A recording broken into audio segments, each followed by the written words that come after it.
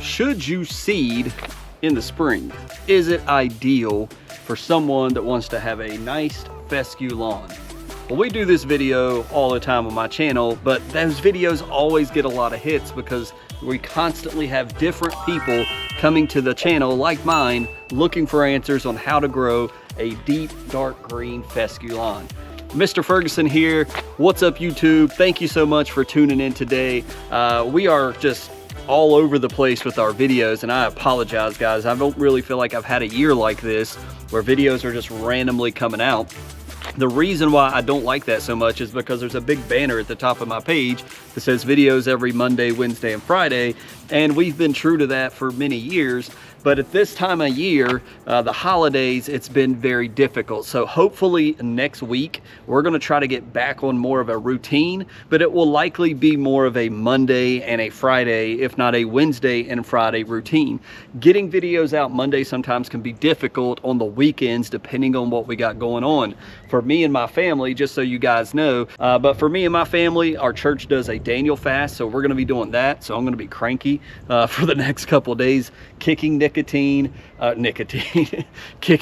caffeine. I kicked nicotine in 2020 when I was a dipper. The Lord delivered me. I wasn't able to do it myself. Kicking caffeine, kicking sugar, no breads, just vegetables, fruits, and juices. Now we bend that a little bit to to be able to stay on it. So we may quote cheat a little bit here and there. No dairy, and that's not to promote us of how great we are. We do it every year. I'm actually looking forward to it this year, though I'm not looking forward to the caffeine headache I'm about to receive, because we need to purge our bodies. And man, I tell you what, when I do this fast, after about the first week, I feel so much better. And no more monsters during this time. I'm going to try to kick the monster habit and stay away from it as long as I can. You just feel better without that stuff, and it makes sense because all the generations before us didn't have a lot of this stuff. So one of the changes, and I thank you for those that choose to watch, the Natalie surgery video, and then we got Christmas, and I've kind of incorporated lawn care with the family. I'm going to try to get back to that a little bit. That was originally what we did a lot of here at the Mr. Ferguson Lawn Care channel. Kind of gotten away from that and our roots, as well as mixing in some of the devotional, the midweek quickies. We talked about that. We put one of those out. We're going to try to do that again as well. So just something that I hope to cast a vision for 2025. So one of the things that we get a lot of views on here at my channel, guys, is I'm coming into spring, and you guys know my story. Devin over at the DIY Lawn Coach had a great conversation with me and him on his channel, and I told you guys my story, that my story began in the spring, I believe, of 2019. And then, or if not 2020, I believe it was 2019. I can't remember. I get the years all confused now. But basically, you get there's something that hits us in spring that makes us say, I'm ready to get outside. I mean, I know we're in winter, it's cold season, we're sneezing, we're snotty, we're sick. And then when summer and that warm sun comes, for a lot of people up north, it's like, man, I want to get outside. I want to be in the lawn. I think I'm going to plant grass, spend time in the bushes and all that. And we start getting that, I want to go outside. It's just natural. It hits. I know. It's what got me.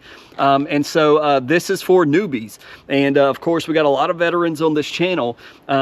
You see this fescue lawn right here. We had a heck of a test and a time this past fall planting new fescue this past fall. Well, why did you plant it in the fall? Why, Mr. Ferguson? I hear people say you need to plant in the fall, and I hear people say you need to plant in the spring. Which one is it? Does it matter? Can you be successful with both? And there's a lot of different opinions, and I can just give you mine. Mine is, number one, what I used to do before I began to get on a lawn care plan and to go to YouTube for advice and help. I used to come outside. I wouldn't aerate. I'd take a bag of seed, kind of spread it with my spreader, my Scott spreader, and then some of it would sprout and then it would die.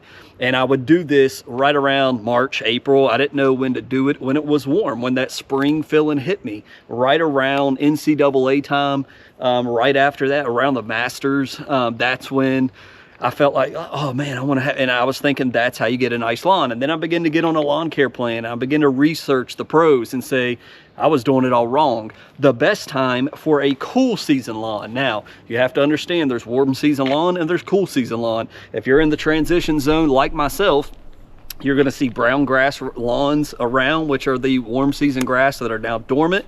You're also going to see green lawns like mine back here that are still green because it's cool season grass and it likes the colder temperatures. So you got to do a little research on that first and decide which grass type you want. If you're wanting a fescue lawn, the best time to do it in the transition zone or up north is going to be during the fall, because it can develop those roots not only through the fall but through the winter time. And by the time spring comes and you walk outside saying, man, I did all that work in the fall. Oh, I'm telling you, it's time to mow, it's time to fertilize, what are we gonna do? That grass has already had all of these months to develop roots. And if you're cutting, and if you did cut all throughout the fall until it just basically quit growing, like you see my lawn, we put fertilizer on this about 2 weeks ago and it still hasn't grown an inch. And it's green, it looks great, but it's just gonna sit here until temperatures begin to rise in the soil and in the air. Then it's gonna begin to jump and grow, and all of that baby grass that we planted in the fall is gonna thicken up. We're gonna have a lush, nice looking yard when everybody else that don't have this information is gonna begin to scramble around. Lowe's is packed, everybody's there. People are buying fertilizer and seed, and they're starting to seed in the spring. And the one thing that we've consistently been warning or advising people about in the transition zone, like here in North Carolina, is when you go to seed this type of grass, fescue or cool season grass, in the spring, well, what just jumps off of your brain at that statement? Cool season grass in the spring.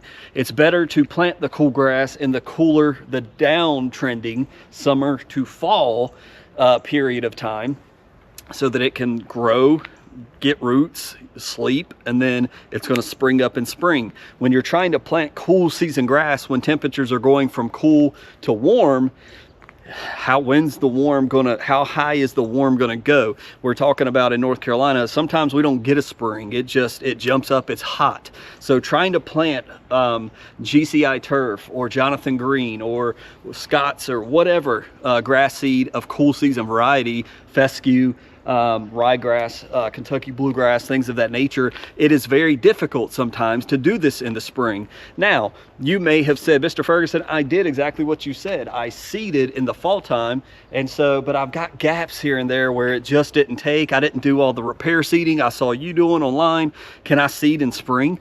Yeah, sure. I think you're fine. If you need to do an overseed in the spring, I don't see anything wrong with that. And I bet you there'll be comments below in this video of tons of people saying, I seed in the fall and then I take some of the rest of my seed and I use it for an overseed in the first part of spring when it's cool, in the early stages of March or late stages of February. And I think that's totally fine. The only danger here in North Carolina is when we seed in March, in these times, we have such a quick period of time before the sun, the humidity, the dryness kicks in, we get no rain, and that seed is on the struggle bus from the get-go. And being a young little baby plant of grass, it can get scorched and die off. So that is the brief message of this video, is it's always better. And you're like, well, great, I'm watching this video in spring and you're telling me to wait until or 8 more months to do it.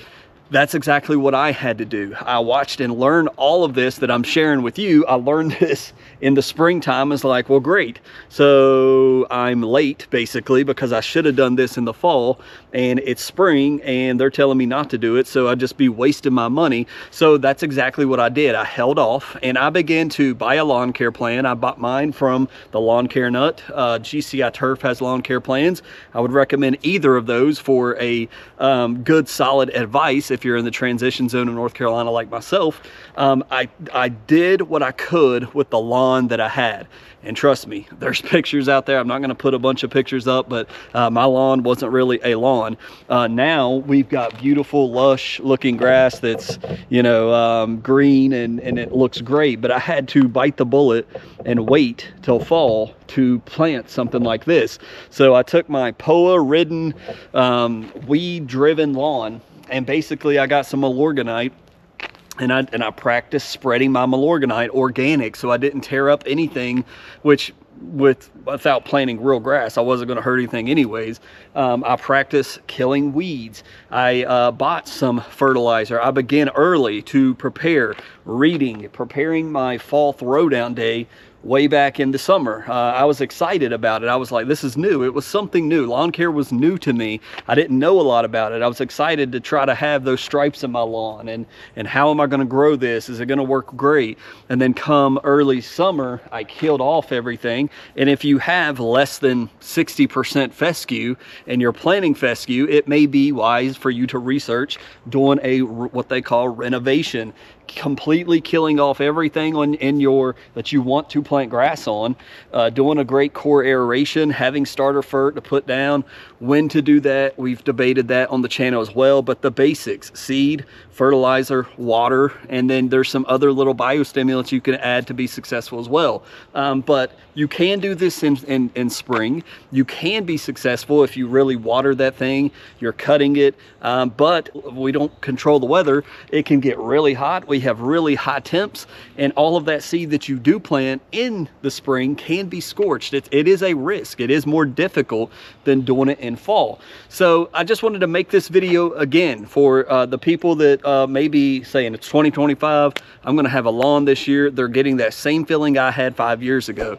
And I just want to warn you and give you this information.